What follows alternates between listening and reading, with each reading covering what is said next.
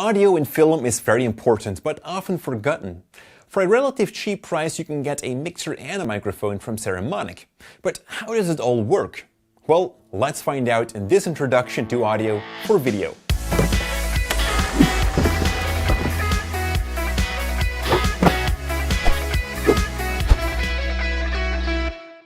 Hi there, filmmakers. My name is Jordi for Cinecom.net.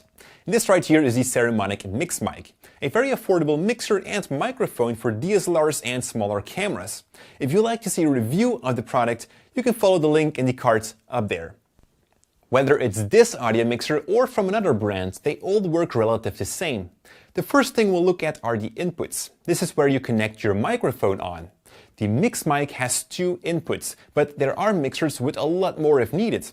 For example, I can attach the Saramonic mic to input 1 and a wireless receiver to input 2.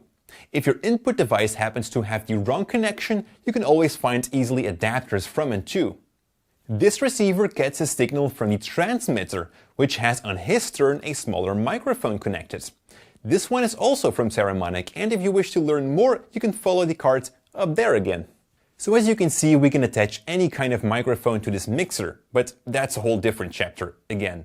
Let's start with the basics and just have this shotgun mic connected. A shotgun mic also comes in different sizes and characteristics, but it's probably the most used microphone. The microphone always goes into a shock mount, whether you hold it, stick it on a boom, or in this case on the mixer itself. The rubber absorbs the shocks so that noises from handling the camera are a lot less.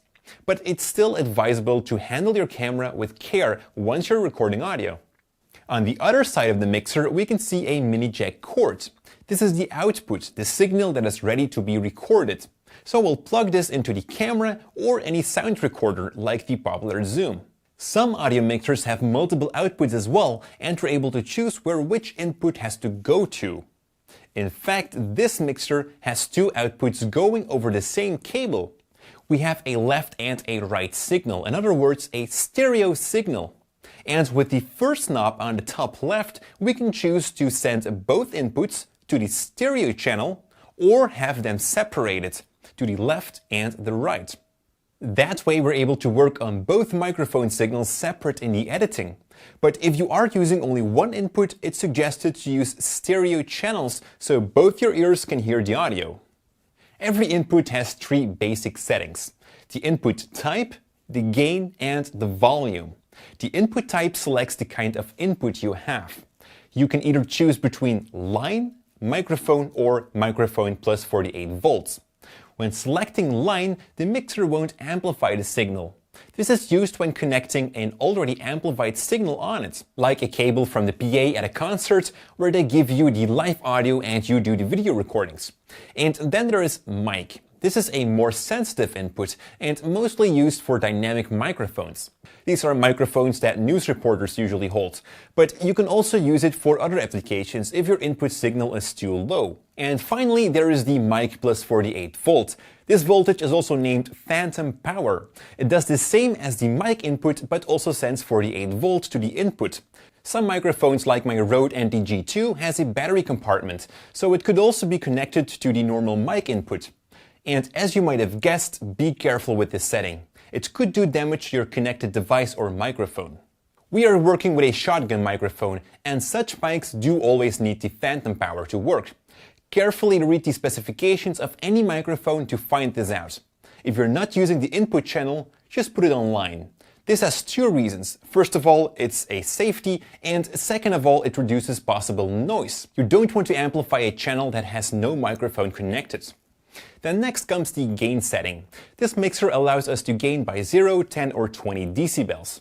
It will increase the volume of the input digitally, and the volume knobs will alter the volume analog. To get as little noise as possible, you want to use the analog knobs to increase the volume. If it's all the way open, but you still don't have enough volume, then you can increase the gain. So we've been talking a lot about amplifying the signal, and that is what this mixer also does. When a signal is not amplified well, it could give you interference and noise.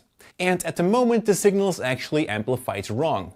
Well, in fact, it's amplified twice. The mixer amplifies the signal and the camera amplifies the signal.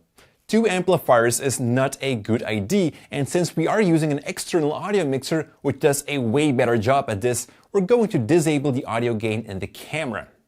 I'm using the Panasonic GH4 that allows me to dial the audio gain all the way down from the settings. You might want to increase the gain of your audio mixer now to compensate, but the recorded signal will be a lot better now. Furthermore, there could be filters or effects options to each channel.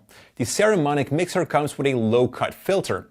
It will cut off the lower frequencies of the audio signal, also named the high-pass filter, which will let the higher frequencies through.